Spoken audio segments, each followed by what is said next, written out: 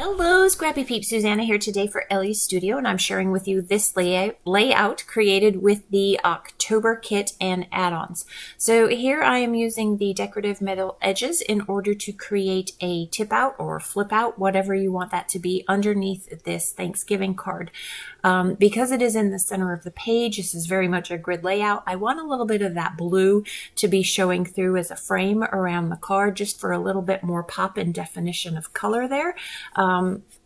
And then the rest will, so normally one would have the tab at the back, but I want the tab to be at the front so that you know to pull it forwards. And I could have used a stamp that says pull here, but I don't always want to necessarily draw attention to the journaling. Many of you will also ask me, I get this frequently, if it's an interactive element and it is behind a page protector, how will people know to open it if I don't say open it? And so the answer that I gave a lady previously is that my kids, who I'm currently creating for, they know that mom has all kinds of hidden things, and so to look for it. And I think that's kind of fun. But also with this particular layout, I will put a slit right there where I put that score line in my page protector. And so the actual flip out can be poking out from the pocket. The only thing that's difficult about that is that I actually am going to, you'll see this coming up, have some puffy hearts to the left-hand side that actually hold it closed on the layout. So they won't be there and you won't know that they're tucked underneath. So yeah, I haven't quite crossed that bridge yet. So I know I want that thankful card there as additional journaling. Yes, I could have just journaled exactly on the back of that cardstock there, but I like the card, and it is sort of a cue as to what I'm going to do for journaling. So these photos are of us at the Thanksgiving table, and we all are wearing crowns. So my mom is English, and it is very traditional to have Christmas crackers. And it just so happens that we have been able over the past couple of years to also find non-traditional Thanksgiving crackers that have become tradition for us. And so I just love these photos because they're fun. And it also gives me a reason to make the kids have to be in pictures, especially my sister's kids who don't really understand my need for memory capturing.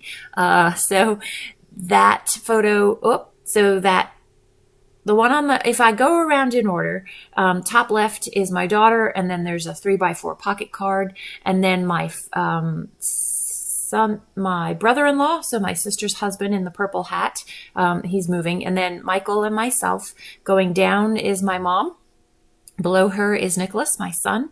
To the left of him is my dad. To the left of my dad is my sister's oldest son. And to the left of him in the turkey hat, that is her youngest son. So she has two. And then above that, that is my sister there. So I've created the pocket. I want to embellish it a little bit more because I really like... I love that this talks about the meal, but I also wanted a little bit more than just a ton of journaling in the center there. So I wanted a little bit of embellishment. I'm going to use embellishments from the kit itself, as well as you can see these chipboard pieces that are super awesome. To me, they're particularly fall and Thanksgiving themed, so I'll use a couple of those scattered throughout. And because I've got the pictures framing the journaling and the title, really, it's very busy, and so I don't really need, and they're not the greatest pictures, but it's about the memories, and the memories of us all wearing these lovely cracker hats. And so I don't need a ton of embellishment, really, because there's so much color and so much competitive stuff going on, that I really just wanted it more for consistency throughout the layout. So I really wanted to cut that photo. So I cut the circle so that the crown wouldn't be covered on my brother-in-law's head, and that would fit in that space there. I had toyed with the idea of tilting some of these photos, but because it is so rigidly a grid, right? Yes, I like those.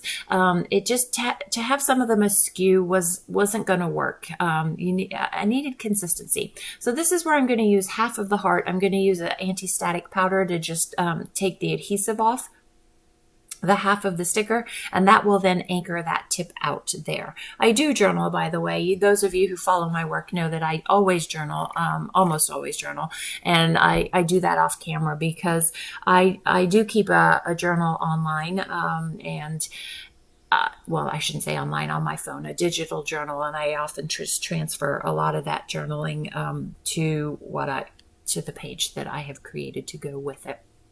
So this is a little tag, and of course you have to have twine. Well, not always, but I had to have twine. I love the texture that twine adds to a page. I also love like these little loopies or the bows.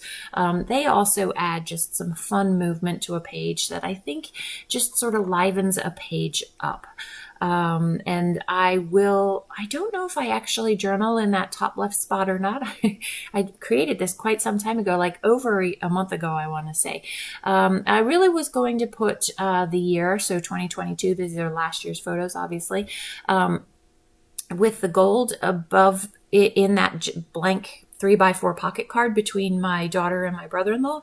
But I wasn't sure if I was going to need that journaling spot or not. I tend to journal a fair amount. So I decided to go with these smaller letters and just put them extending between the card and the photo there. And that left me more room for journaling if I wanted to use that spot.